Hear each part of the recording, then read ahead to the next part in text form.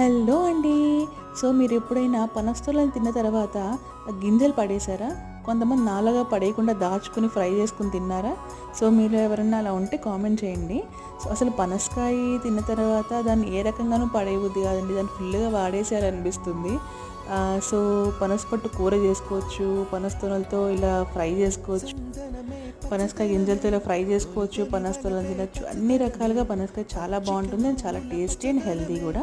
So ఇలా అయితే cut చేసుకుని నేను కొంచెం ఆయిల్ వేసుకుని ఫ్రై చేసుకున్నాను అనమాట. కావాలంటే బాగా డీప్ ఫ్రై చేసుకోవచ్చు, ఇలా మీకు కావాల్సిన విధంగా చేసుకోవచ్చు. సో ఫ్రై చేసుకోవడానికి ఒక 5 మినిట్స్కు మిక్స్ చేస్తూ ఉండాలి, ఎందుకంటే అది మనం మీడియం ఫ్లేమ్లో పెడతాం కదా, మాడిపోయే ఛాన్సెస్ ఉంటాయి అన్నమాట. So this is the output, ఇలా ఉంటుంది. సో కొంచెం కారం వేసేసుకొని నేను ఫస్ట్ ఉప్పు వేసాను, ఎందుకంటే కొంచెం ఫ్రై అవుతుందని చెప్పి ఉప్పు వేసాను. పసుపు కారం వేసుకుని వేరే ప్లేట్లోకి షిఫ్ట్ చేసేసుకుంటే చాలా టేస్టీగా ఉంటుంది.